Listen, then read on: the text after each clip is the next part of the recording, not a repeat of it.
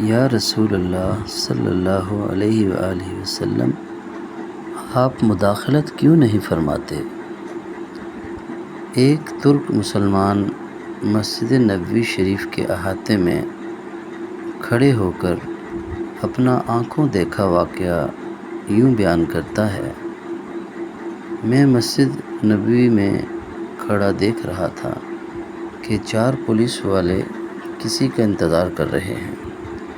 پھر ایک شخص نمودار ہوا تو پولیس والوں نے بھاگ کر اسے قابو کر لیا اور اس کے ہاتھ جکڑ لیے۔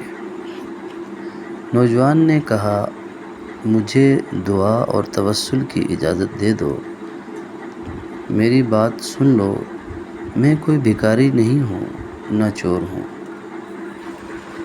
پھر وہ جوان چیخنے لگا۔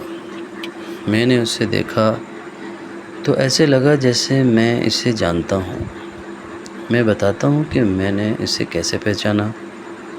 دراصل میں اسے کتنی ہی مرتبہ بارگاہ رسالت میں روتے ہوئے دیکھ چکا تھا۔ یہ ایک البانوی نوجوان تھا جس کی عمر 35 یا 36 سال کے درمیان تھی۔ اس کے سنہرے بال اور ہلکی سی داڑھی تھی۔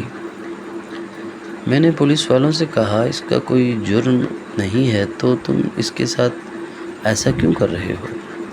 آخر کیا الزام ہے اس پر؟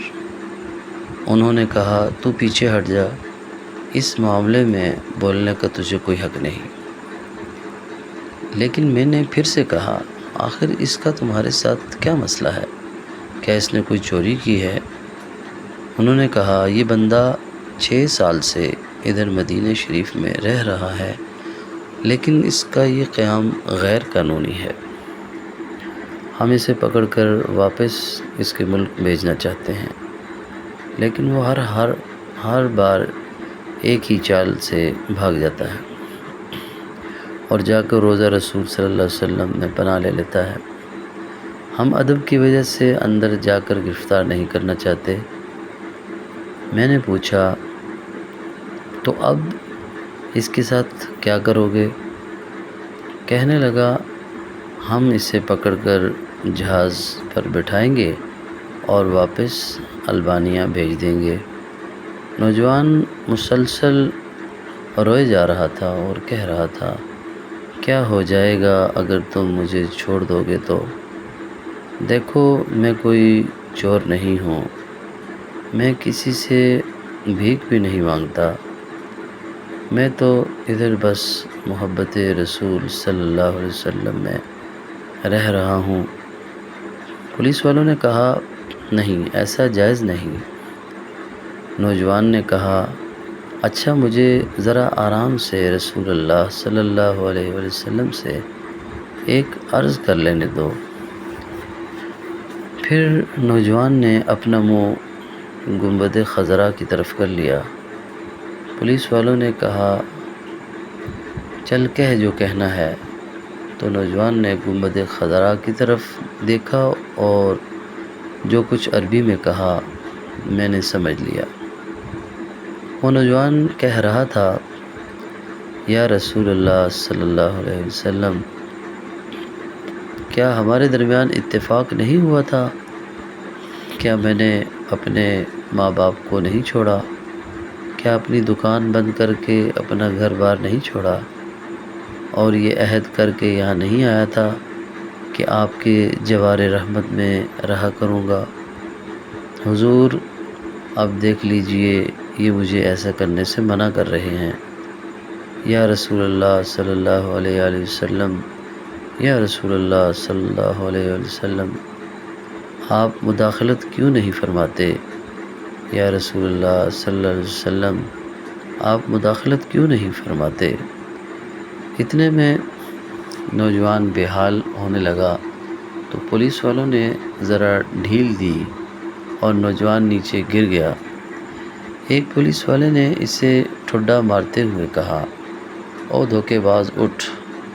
لیکن نوجوان نے کوئی رد عمل ظاہر نہ کیا۔ میں نے پولیس والوں سے کہا، یہ نہیں بھاگے گا، تم حمامات سے پانی لاؤ اور اس کے چہرے پر ڈالو۔ لیکن نوجوان کوئی حرکت نہیں کر رہا تھا۔ ایک پولیس والے نے کہا، اسے دیکھو تو صحیح، کہیں یہ سچ مچ مر ہی نہ گیا ہو۔ دوسرا پولیس والا کہنے لگا، اسے ہم نے کون سی ایسی ضرب لگائی ہے جس سے یہ مر جائے گا۔ پھر انہوں نے ایمبولینس کو بلایا۔ وہ ادھر سامنے والے 7 نمبر گیٹ سے ایک ایمبولینس لے آئے۔ انہوں نے نوجوان کی شہرک پر ہاتھ رکھ کر حرکت نوٹ کی اور نبض چیک کی تو کہنے لگے، اسے تو مرے ہوئے 15 منٹ گزر چکے ہیں۔ اب پولیس والے جیسے مجرم ہوں نیچے بیٹھ گئے اور رونے لگے۔ وہ منظر بھی دیکھنے والا تھا۔